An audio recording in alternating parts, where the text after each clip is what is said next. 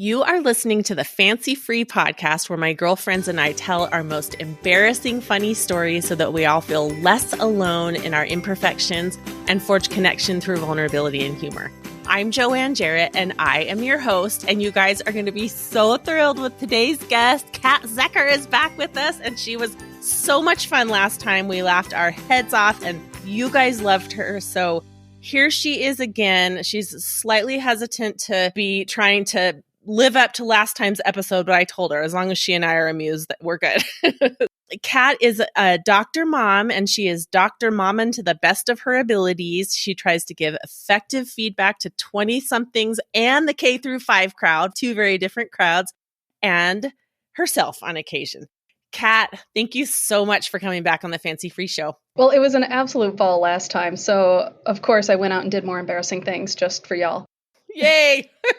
We owe you. So remind the listeners who don't remember your details, you are a physician and also an attending. So tell us about your professional life a little bit. Right. So I am a doctor who teaches doctors. I am now out in the clinic setting, very much ambulatory focused, lots of preventative care, primary health care, and getting residents to work through those nuances there, which is always really difficult but rewarding. That has been a really good balance for me to now have a little bit of extra time to dedicate to my long-term academic goals as well as my family. Awesome. We're going to get to know you a little better with some rapid fire questions. What is your love language? Definitely acts of service. So if somebody just comes to me and says, Kat, I got this, I can do this. You don't have to worry about dinner. You don't have to worry about this planning thing. I just melt. Something that comes off my plate. You know what I realized very recently? I would say acts of service is my secondary love language. Luckily for my husband, my first love language is words of affirmation, which he naturally does. But my secondary one is acts of service. And sometimes I'll ask him to take something off my plate, and then he wants me to walk him through it and like converse with him about it and make decisions. And I'm like, you're not taking this off my plate. You're just making me have to have a conversation about it. So this is like worse than if you would just go away and do it, or I'll do it myself. It's just funny how we try so hard in each other's lives to fulfill these needs. And man, we're not perfect at it. I've gone through a big period of self-growth, and learning to ask people for things is terrifying. But once you get good at it, your life does actually get easier. You're so right. It is. What you realize is that a lot of people just really like helping out. So it's like a double blessing. And if you can kind of get over the fear and the pride of asking for help. And for me, it wasn't so much the pride of asking for help as it was relinquishing the control of how it was done. And I think that's a growing up thing too, where you have to go, if I have help, I'm going to have to let them do it their own way. And that's really hard. So I'll just do it all myself. When you finally get to the point where like, I need help and I'm going to let them do it their own way, it's like, 100%. There might not be a vegetable on the dinner plate, but everybody is fed and happy. Exactly. It's like, good enough. Moving on. Okay. If you could have any celebrity be your best friend, who would you pick? Oh, absolutely. It would be Amy Poehler. I would have to have some sort of protective garment because I know it would be that laugh so hard all the time you pee yourself kind of scenario. Yes. Defensive garments if you're going to hang around with her, huh? No, she's just so vibrant and easygoing and genuine that we would have a ball together. I guarantee it. Now, Amy Poehler is the one who plays on Parks and Rec, right? Yeah, Leslie Knope is the person I aspire to be in all things. So maybe if some of that could rub off on me too. Uh-huh. I love Leslie Knope so much. So I'd probably love Amy Poehler too, because, you know, you can't play a character like that for so long and not have some of yourself shine through. Exactly. Okay, what is something unexpected that has changed about you in the past few years? Actually, in the past few months, my ex-husband and I have made the very, very difficult decision to go through with a divorce, which is the unfanciest thing that a person can go through. And so we are both really doing our best to build a solid and supportive co-parenting relationship through all of this. Like, despite the marriage no longer being present, we are still really committed co-parents. So that's been the big impetus for lots of stopping to reevaluate myself, my values, you know, what I want out of life, things like that. Wow. Did you recently then move from a hospital teaching setting to an ambulatory teaching setting? Is that kind of a change that occurred while you were reevaluating and reassessing everything your family needs? Right. And that actually, with COVID, all of the timeline kind of mushes together, but everybody has had to stop and say something's got to give. And so that actually happened before the split, recognizing that, hey, it's not going to be guaranteed that my childcare is 5 days a week anymore. And whatever flexibility I can have is really going to be needed. Yeah. Yeah. Have you figured out living arrangements and such? Yeah, and that's it. One of the things that's actually happened recently is I have, become a home keeper in my own right and tackling jobs. So I actually had a toilet incident already as Oh no. As a newly single gal. Yes. What happened was I am 99% certain that it was a Hot Wheel that was the instigating factor down the toilet. Given my 4-year-old son and the triple digit Hot Wheels that are in the house, we had this toilet that just was not flushing all the way. And so, me being the empowered woman I am, I go in, I get on YouTube and I figure out, like, okay, well, these are the steps you need to do to snake a toilet. It's like, okay, I got this. I can do it. Oh my And I gosh. call up the local repair place and I get this guy on the other end. I was like, hi, I need to rent a toilet snake.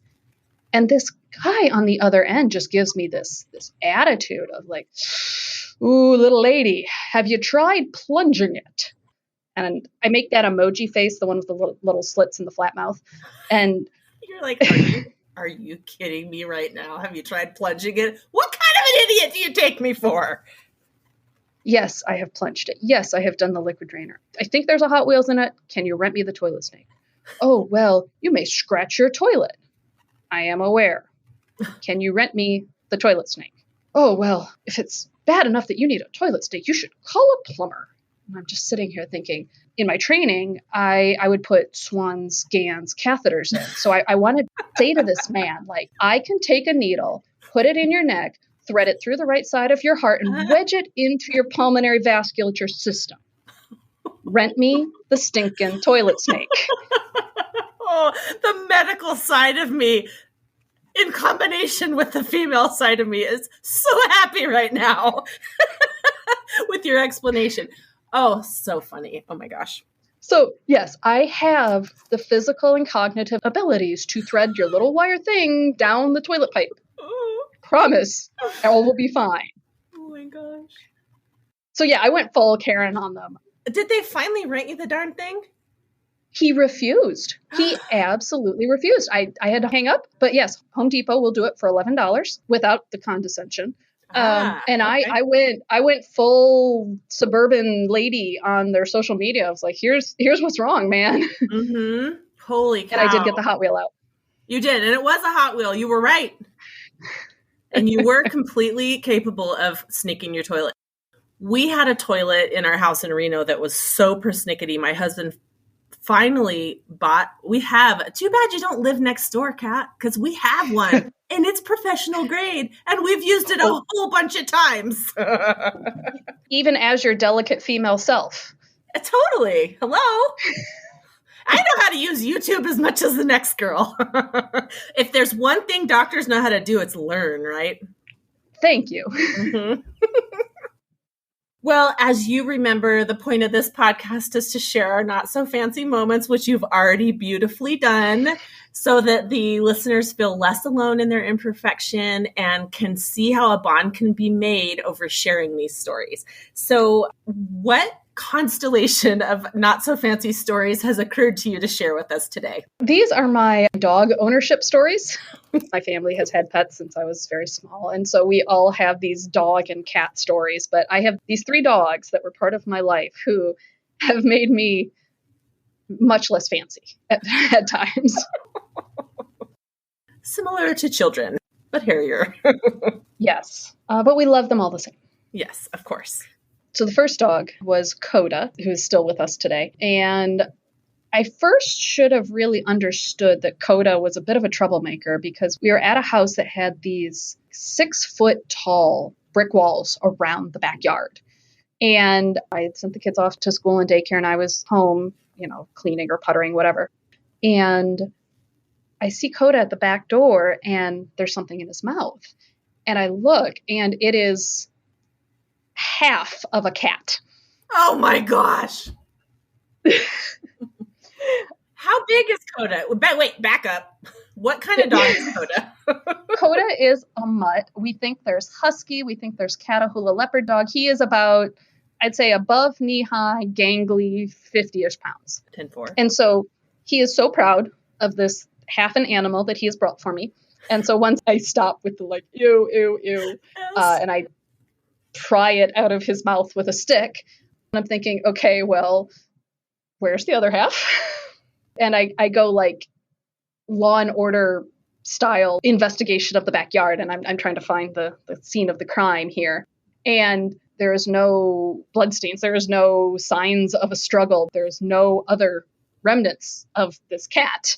And so I look at the dog who's just sitting there with this doofy little grin and wagging his tail. It's like, I did good. I come to the conclusions that either he ate the front half of the cat in record time, cleanly, pristinely, like Dexter style.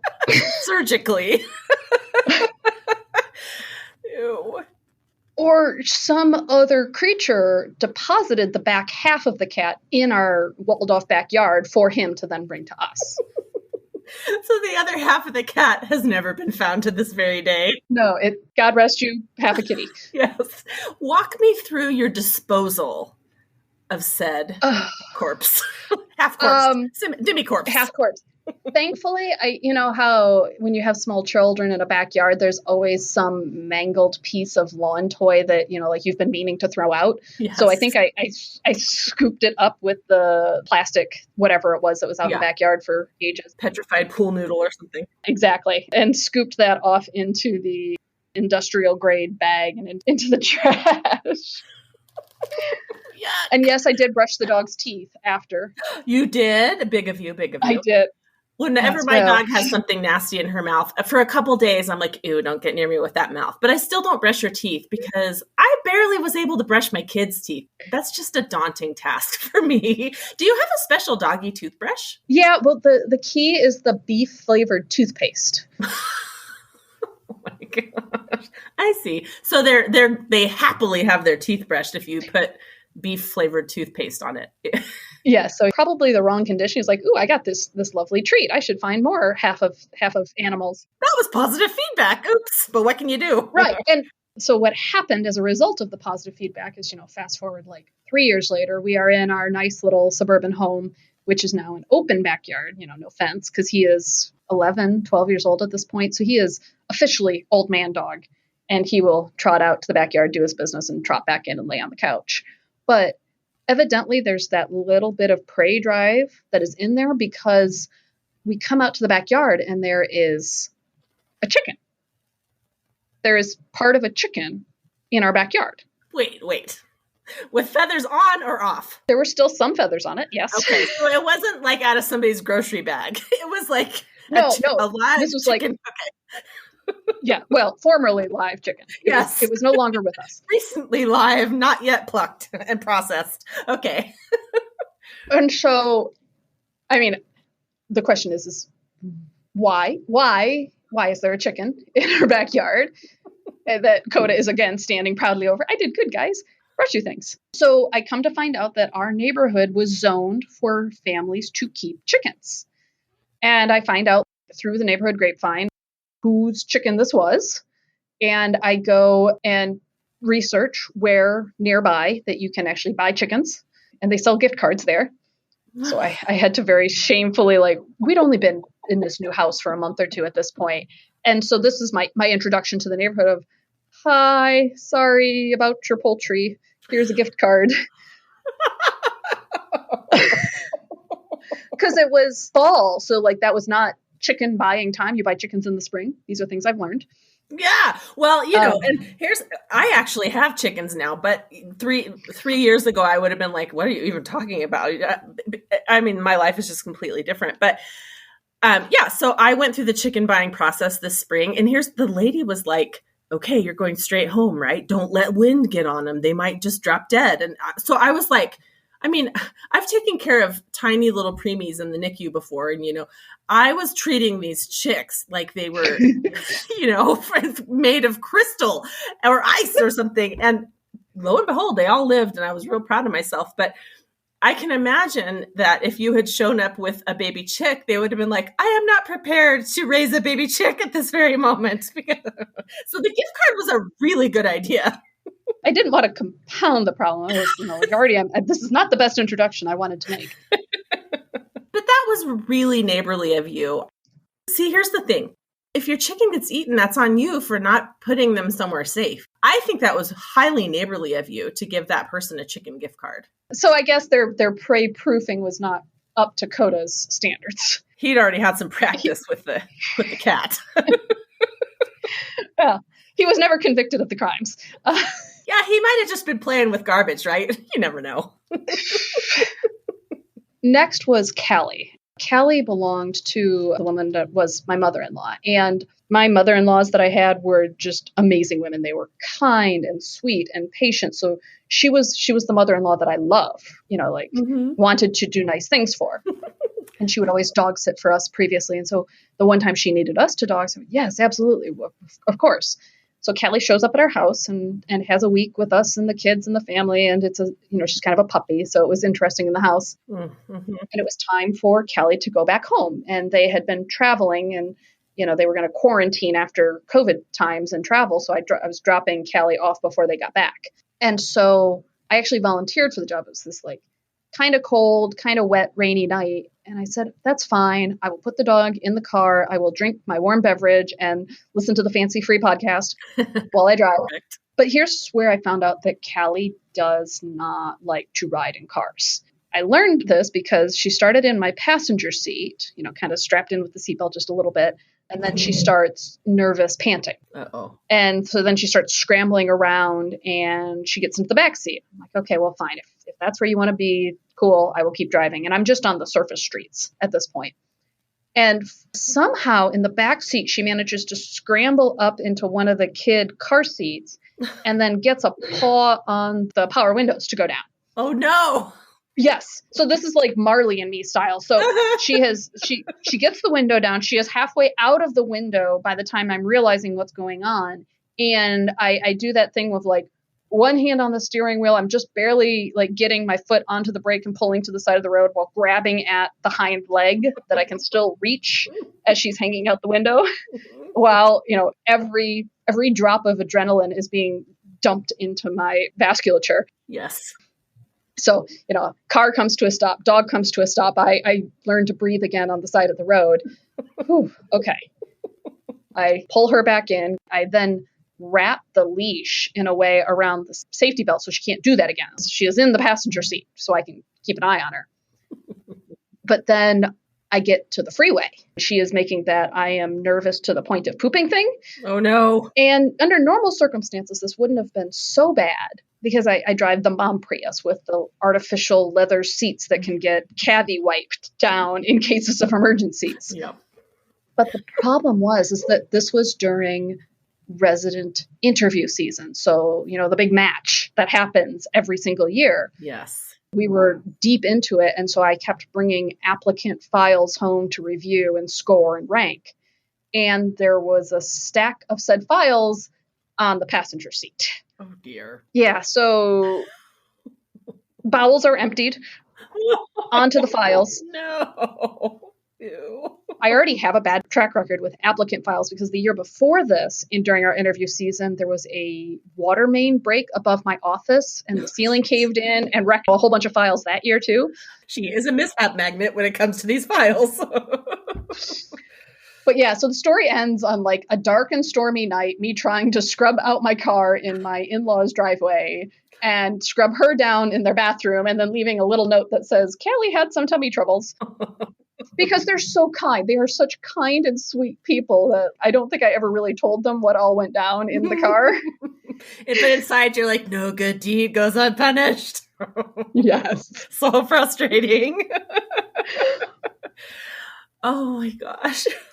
But yeah, so, by the time this airs, hopefully we will have matched all of our residents. And I may or may not have to say oh, hey, I remember you. My dog crapped on your file. That's right. Don't ask me to pull your file out. We won't be happy about it. Oh my gosh, that's so cute. Yes. Any good dog story, I mean, of course, is going to end on the raunchiest note. So this was Hurley. This was the first dog that I co-owned as an adult back when I was in medical school, actually. Hurley was this sweet little fluff ball of a little black dog. He was probably about knee high. And he technically belonged to my boyfriend at the time, my medical school boyfriend. And, when you, as you have sleepovers with your medical school boyfriends, he would, occasionally get into the laundry hamper and fish out my underwear. Mm-hmm. And this becomes relevant because I took said boyfriend and said boyfriend's dog home to meet and visit with the parents. I hadn't really told them at this point that it was a spend the night kind of boyfriend yet. I'm sure I was, 23, 24, whatever, and they probably figured that out. But anyway, so we meet all the parents. Everybody's getting along. All is well. But then Hurley needs to go out in the backyard. And I had already told my dad, I was like, oh, we'll clean up after the dog. Don't worry about it. But my father is fastidious when it comes to his lawn. So he was only going to let the dog poop be on the grass for, 3 seconds before scooping it up. We were in the house doing something else. And so I did not firsthand witness what happens here, but I did get the report later. So, Hurley does his business. And then after he comes back up, he does this funny little hop and then walk and then squat again. And, it's not really going well. And so my dad is looking at the dog and he sees something red, like a red string or something in the poo. I said, oh no. And, he's the kind-hearted man that he is and is worried for the dog's health or safety or whatever. And he gets closer and yes, he sees, in fact, there's little beads on a string, pieces of poo along this red string. And he very carefully steps on the end of the red string. And of course, Hurley jumps off and jumps away and out comes the remnants of it. And there is my dear, sweet father looking down in his backyard at what he now realizes is his daughter's red lacy panties that have just come out of the rear end of her boyfriend's visiting dog. Oh my God. So many simultaneous realizations are occurring at this very moment for your father. And he's all very proper in Midwest. And so when he comes back into the house to tell all of us what has elapsed out there, he's trying to find the right words of, I think Hurley passed all of what he ate. I think it was your underwear, dearie. And I just die on the spot. And I'm positive.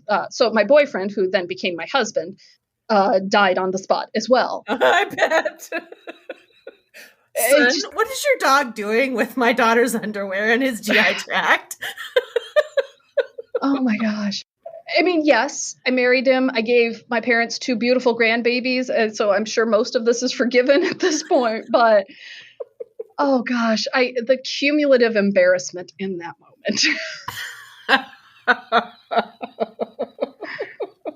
Except for Hurley, who felt all better having been relieved of his. Yes. He's like, that's good stuff right there. I feel fabulous. And everyone else is trying not to make eye contact with the other members of the family. Oh. But that's always the case, is that, this horrific thing has happened and the dog is oblivious. The dog just thinks This is the best day ever. Oh, yeah. As all the humans suffer. Well, I think we can acknowledge the fact that animals bring a lot of joy, even when they bring all of this not so fancy stuff, which is not joyous in the moment. You can at least look back on it and laugh, and the dogs are just as happy as ever. Oh my gosh, that's great. I love it. I love it so much. Yes, those are good stories. Oh, Kat, you're so funny. I love how you tell a story. It's like no one else. You're very unique. You're made for audio. I don't know. You have to start your own podcast or something.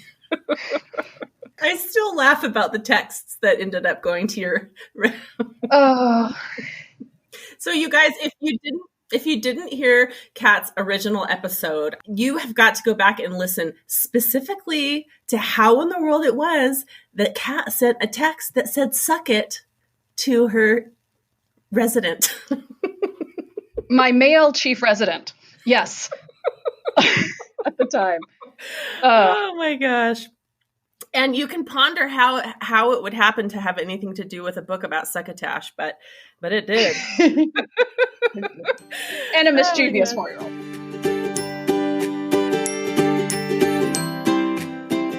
Tell our listeners what you've been loving lately that you think they might love too. First off, the High Fidelity remake on Hulu with Zoe Kravitz is just genuine gold. The original was a movie with John Cusack based on a book by Nick Hornsby, so all of the source material is great, but the new remake's fantastic. And so ultimately what that means is I have gotten into vinyl. I went off Amazon and got the old school record player with the needle that goes down, and my kids love it. Oh, really? There is something so special about the way a record sounds, for sure. And it's kind of mesmerizing to look at, too.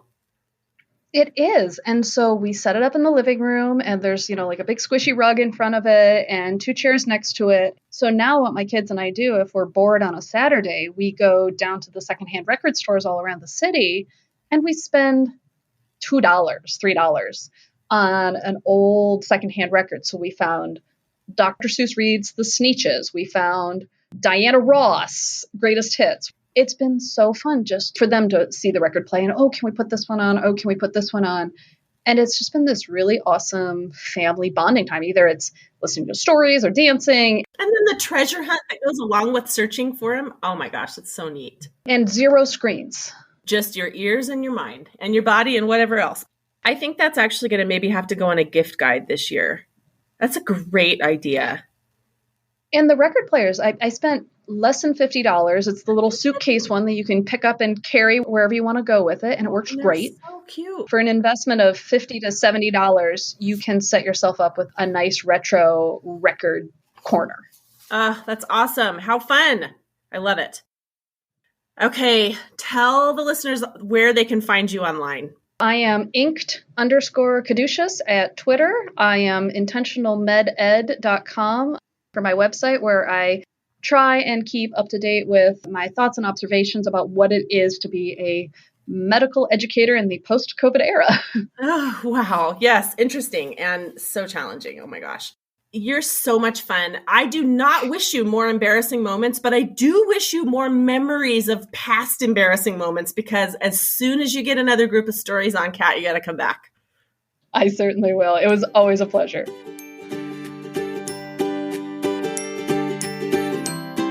Oh my gosh, you guys, that was so much fun. Thank you so much for listening to the Fancy Free podcast today. Make sure you check out the show notes at fancyfreepodcast.com/episode 104 so that you can get all the links we discussed today. Thursday, we are going to have a special episode with Dr. Michelle Dang, and she and I had so much fun chatting too. And I'm going to be on her show the same day. Remember to follow the Fancy Free podcast wherever you're listening so that new episodes pop into your feed each week. I still have my amazing interview with Leanne Morgan that's going to pop into the show. To be honest, I'm kind of waiting until I get my next shipment of Shelfie Shop cozy clothes, because Leanne and I had so much fun discussing those, and I'm going to send her some. And I'd like for the show to kind of line up with her letting me know how she loves her cozy clothes. So that I am holding back and am so excited for you guys to hear. If you have a story to tell, email notfancy@fancyfreepodcast.com and I'll read it on the show as a listener story, or you can record a voice memo and send it to me there, or go straight to fancyfreepodcast.com and record a voice memo right on the website. Have a wonderful week, and remember, no one is as fancy as they look.